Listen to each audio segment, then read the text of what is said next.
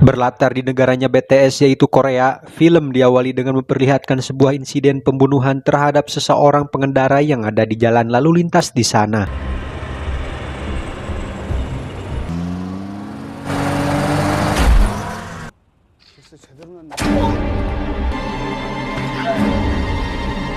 Kisah berfokus kita sebut saja Soklin yang merupakan anggota polisi yang sedang mencari bukti-bukti tentang kejahatan semalam, di mana si korban sudah tak bernyawa dan bersimpah darah di dalam mobil. Bukti-bukti itu pun mereka kumpulkan, namun tidak ada tanda-tanda kriminal sehingga mereka tidak cukup kuat bukti untuk melakukan tindakan hukum. Di mana Soklin memberikan bukti-bukti yang ia temukan tentang pembunuhan berantai, namun sang atasan tidak mempercayainya dan menganggap Soklin hanyalah promosi ingin di-endorse naik pangkat. 너 진짜 왜 그래 임마. Di tempat lain kita akan melihat Don Lee yang merupakan ketua gangster terkuat yang sedang meeting dengan kliennya, kita sebut saja Kamra, yang merupakan teman Don Lee dan memiliki banyak bisnis di beberapa kecamatan, di mana Kamra tidak merasa puas dan ingin mengambil sebagian wilayah Don Lee. Hal itu pun membuat anak buah Don Lee merasa tidak nyaman, dan karena mereka sudah memberikan sebagian wilayahnya. Karena kelakuan anak buahnya yang berisik, Don Lee yang tak segan pun menghajar mereka satu persatu, di mana Don Lee mencopotkan gigi anak buah si Kamra dan meninggalkan tempat tersebut. Di tengah perjalanan pulang, Don Lee sempat terhenti diduga ada kendaraan lain yang menabrak mobilnya, dan ketika dia turun, orang yang menabrak itu pun meminta maaf kepada Don Lee, dan ketika Don Lee balik badan,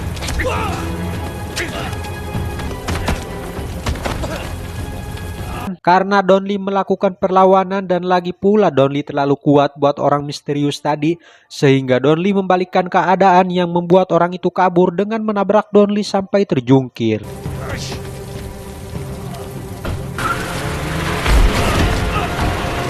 Kini Don Lee dibawakan ke rumah sakit untuk menjalani penanganan yang lebih serius, di saat bersamaan anak buahnya yang mengetahui kalau bosnya diserang hingga melakukan serangan ke markas orang misterius itu.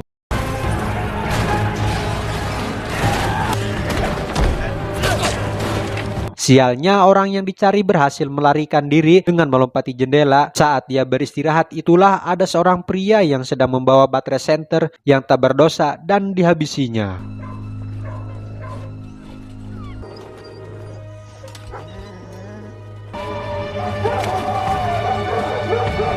Kembali ke Don Lee yang sekarang sudah siuman, saat itulah dia didatangi oleh Soklin yang ingin menanyakan rincian kejadian yang terjadi kepadanya, di mana Don Lee berbohong kepada Soklin kalau dia tidak diserang sehingga Soklin tidak mempercayainya.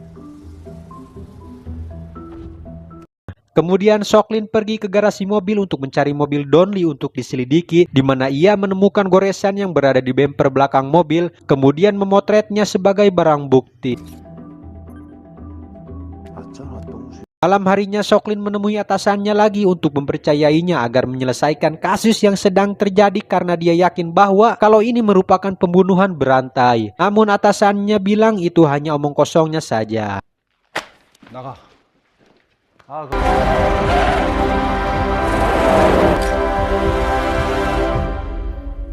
Di sini anak buah Don Lee memberikan sebilah pisau yang ia temukan, entah itu pisau milik si pembunuh berantai atau bukan. Yang pasti pisau itu mengingatkannya ketika diserang oleh orang misterius itu.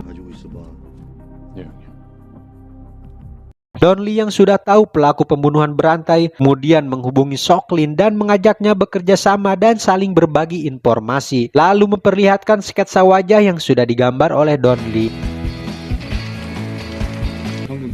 지금까지 패턴을 보면은 이 새끼가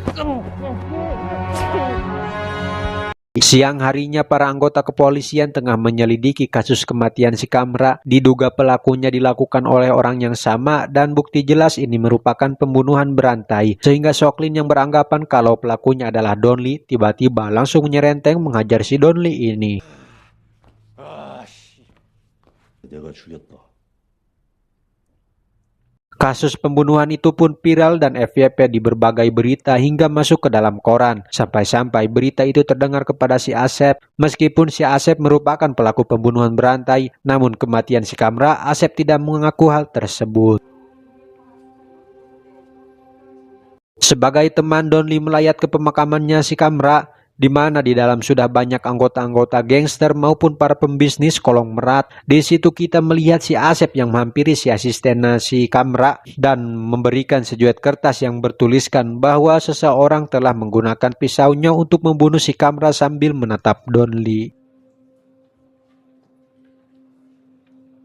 Siangnya, Donli dan si Soklin tengah menyelidiki mobil berwarna putih yang diduga milik si pembunuh berantai. Baru saja menemukan sedikit bukti, tiba-tiba para gangster menyerang mereka dan...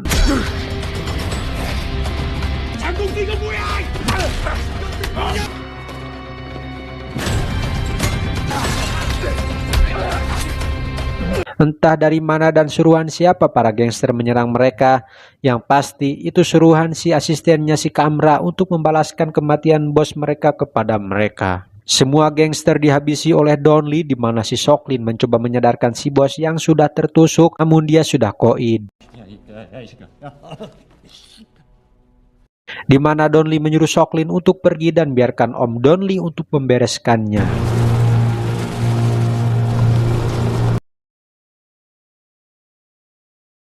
Kini Soklin merencanakan misinya dengan menyuruh si ibu membawa tas yang berisi uang, namun polosnya si ibu malah memberikannya tas itu ke si tukang karedok. Di saat bersamaan Soklin yang mengamati si ibu, tak sengaja dia menemukan si target yang berada dekat di sana. Mereka pun berpencar untuk mengejarnya. Alhasil mereka pun tidak bisa menangkapnya dan kembali lagi ke warung tukang karedok. Di sana mereka mendapatkan sedikit informasi. Setelah seharian udag-udagan, Soklin mendapatkan informasi dari si Eneng kalau dirinya menemukan sidik jari si pelaku yang terdapat di botol air yang persis sama dengan yang ada di setir mobil. Sehingga itu lumayan cukup untuk mencari identitasnya.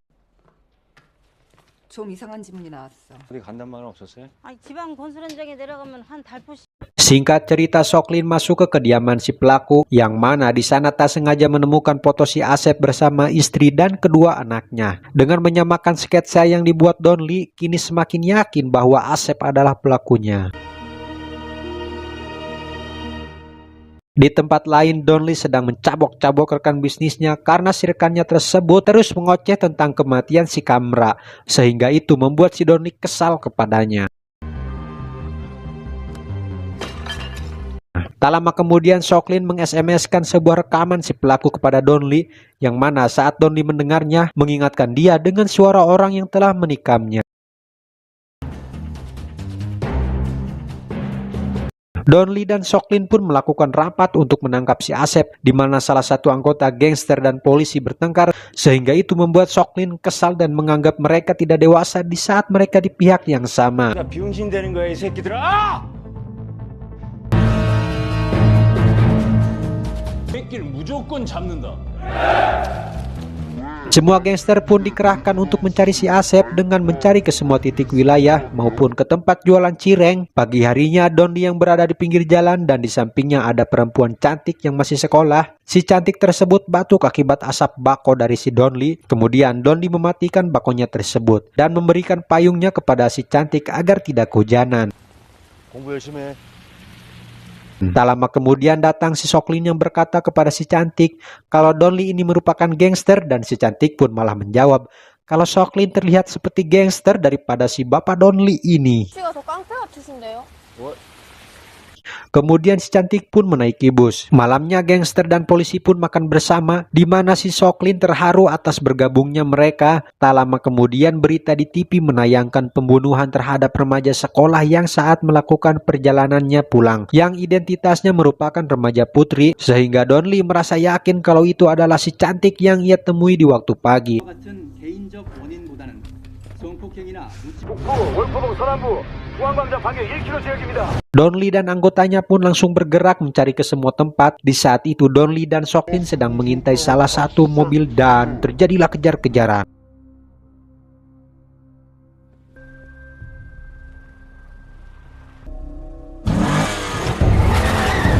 Mereka pun saling sesebret hingga membuat mobil Soklin menabrak pedagang basreng. Di pertigaan mereka menabrakkan mobilnya satu sama lain, namun sialnya si Asep sudah terlebih dahulu lari dan berharap agar lolos dari mereka.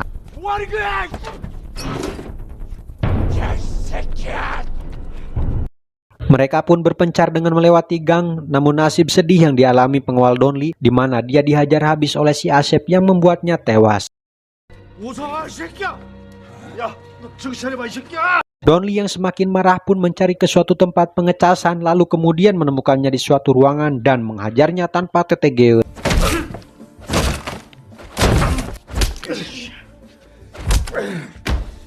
Setelah menghajarnya babak belur, Donli membawa si Asep lalu menghajarnya di sana, dan ketika akan mengkadeknya, tiba-tiba Donli ditabrak oleh Soklin hingga terlempar jauh karena si Asep akan membawanya ke pengadilan dan hukum akan memberatkannya untuk masuk ke penjara. Asep pun dibawa ke kantor polisi dan diinterogasi oleh Soklin, di mana Soklin kesal dengan jawabannya si Asep karena tidak cukup bukti dari si Asep. Soklin meminta Donli untuk memberikannya kesaksian di pengadilan nanti dan mengaku kalau dia yang sudah membunuh si Kamra. Donli pun menerima kesepakatan itu. Tibalah di acara pengadilan di mana si Asep berdalih melabui hakim maupun orang-orang yang ada di sana karena kurangnya bukti. Yang tak lama kemudian muncullah Donli untuk memberikan kesaksian di sana. Donli juga mengatakan kalau malam itu si Asep telah menikamnya hingga melukai badannya, bahkan jari-jarinya terluka karena telah merebut pisaunya. Donli juga menyuruh pihak keamanan untuk membuka baju si Asep karena waktu itu badannya sempat ada bekas pisau, dan melihat tangannya karena pembunuh berpisau biasanya banyak luka di tangannya. 피고인의 극도의 불안 양형 기준을 참작하여 형을.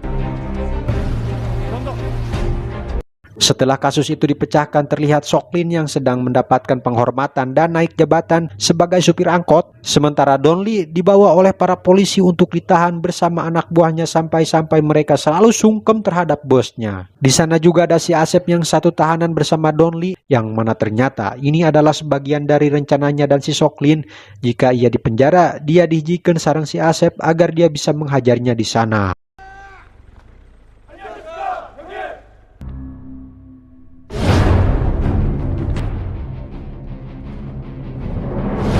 Tamat.